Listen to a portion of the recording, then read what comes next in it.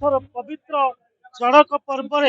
आज हूँ द्वितीय अर्घ एवं द्वितीय अर्घरे आज कार्यक्रम हूँ नील पर्व एवं कामिना विवाह कौन कहे आज्ञा कामिना विवाह एवं नील पर्व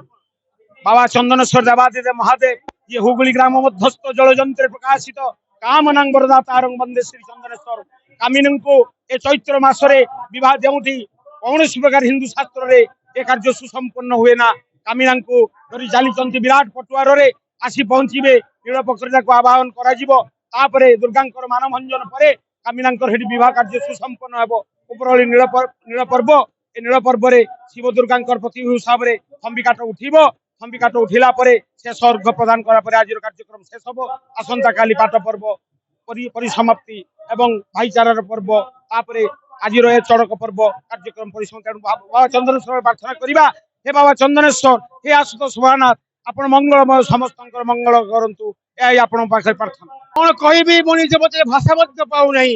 जो अनिर्वचनीय सुषमा जो अव्यक्त अनादि अनंत पूर्व अद्भुत रूप आज देखुं आपण मैंने अवलोकन कर चर्म चक्षु वास्तविक पवित्र हो गला तेणु जदि कहे मत कौन कहबी बोली समुद्र को काली करे पृथ्वी को कागज करे वृक्ष को कलम करे तथापि हे प्रभु आपंकर महिमा मु वर्णना करें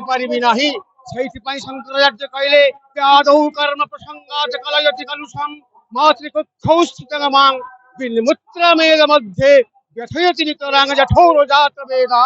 यद जद वै तत्र दुःखं व्यथयति सततं सत्यते केन वक्तुं क्षन्तव्यो मे पराध शिव शिव शिव भो श्री महादेव शंभु हे शंभु आज आप रक्षा करंतु मत क्षमा करंतु मु आपण किए आपण संसार रे पूर्ण ब्रह्म स्वरूप रे विद्यमान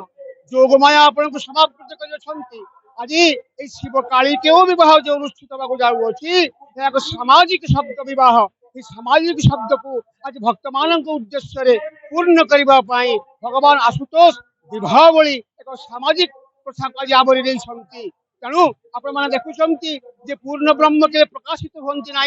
जोगमाया द्वारा समाप्त आज तार निदर्शन देखा निमंते शिव काली के विवाह अल्प समय पर गर्भगृह अनुष्ठित होब भोर 4टा समय आमर नील पर्व आरंभ हेब नील पर्व कथा कही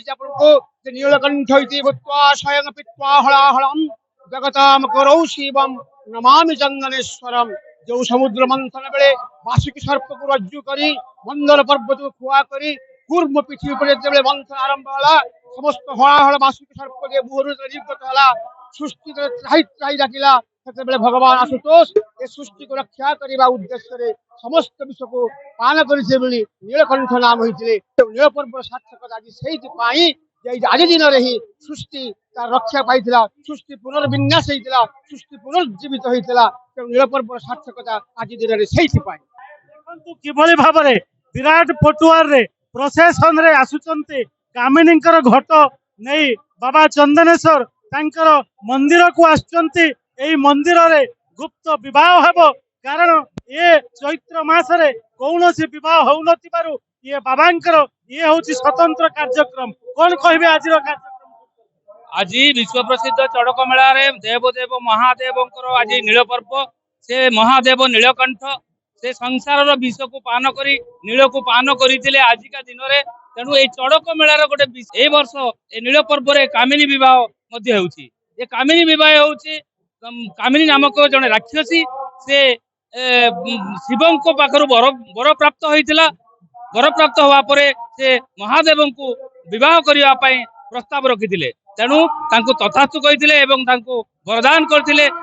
वरदान को रक्षा करी आज कामिनी नामक जड़े राक्षसी को बाहागर आज जाइए भट्टपुर कामिना मंदिर पाखरे बाहागर संपन्न है बाहागर संपन्न हो सारा पर एक भव्य एवं विशाल पटुआर नहीं मंदिर को प्रवेश कर कामिनी सहित ये हूँ आमर चड़क मेलार एक विशेष कार्यक्रम विशेष दिन ए नील पर्व सहित कामिना विवाह एवं आसंता काली उद्यापनी यार समारोह हम एवं माला चंदनी द्वारा एवं आसंता काली बहु बड़ कार्यक्रम रही भव्य दिव्य कार्यक्रम रही वर्तमान ये माने आमर महादेव नारे ये अंचल पूरा भक्तिमय हो जाइए शिवमय हो जाइए तेणु आमे आशा करूँ करुणा दिंतु ତାଙ୍କର ଆଶୀର୍ବାଦ ଲାଭ କରନ୍ତୁ ଏ ନିର୍ଜଳ ଉପବାସ କରୁଥିବା ଭକ୍ତ ମାନଙ୍କୁ। ଭାବରେ ମୁଁ ପୁଣି ଥରେ କ୍ୟାମେରା ପର୍ସନ କୁ କହିବି ସେ ଦେଖେଇବେ କିଭଳି ଭାବରେ ବିଶାଳ ପଟୁଆରରେ ଆସୁଛନ୍ତି। ଏଠି ପାଖାପାଖି 5 ଲକ୍ଷ ଲୋକଙ୍କର ସମାଗମ ଏବଂ 1,20,000 ରୁ ଅଧିକ ଉପବିତଧାରୀ ଭକ୍ତ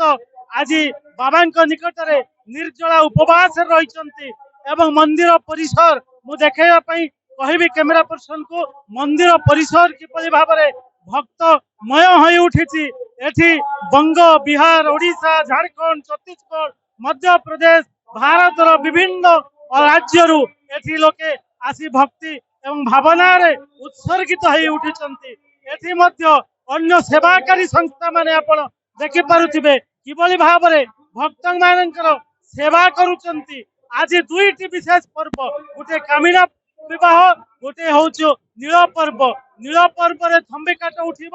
ଏବଂ ଏଠି ନୀଳ ପର୍ବ ଶେଷ ହେଲା ପରେ ଆସନ୍ତା କାଲି ଅନ୍ତିମ ବା ଶେଷ ପର୍ଯ୍ୟାୟରେ ପାଟ ପର୍ବ। ତେଣୁ ନିଶ୍ଚିତ ଭାବରେ ବଡ ଖବର ସହିତ ଆପଣ ମାନେ ଯୋଡି ରୁହନ୍ତୁ। ଆମ ସହିତ ଯୋଡି ହେଲେ ଇଏ ବାବା ଚନ୍ଦନେଶ୍ୱରଙ୍କର ପବିତ୍ର ଚଳକ ପର୍ବର ଯୋଉ ଲାଇଭ ଟେଲିକାଷ୍ଟ ଆପଣ ଦେଖିପାରିବେ, ସିଧା କାର୍ଯ୍ୟକ୍ରମ ଆପଣ ମାନେ ଦେଖିପାରିବେ। ଆମେ ମୂଳରୁ ଆପଣ ମାନଙ୍କୁ ଦେଖାଉଛୁ କିଭଳି ଭାବରେ ବାବା ଚନ୍ଦନେଶ୍ୱରଙ୍କର ଏ ପୀଠରେ ଚାଲିଛି ଚୈତ୍ର ଚଳକ ପର୍ବ। ବାଲେଶ୍ୱର ଜିଲ୍ଲା ଭୋଗରାଇର ଚନ୍ଦନେଶ୍ୱରରୁ ଦିଲ୍ଲୀପ କୁମାର ଦାସ, ବଡ ଖବର।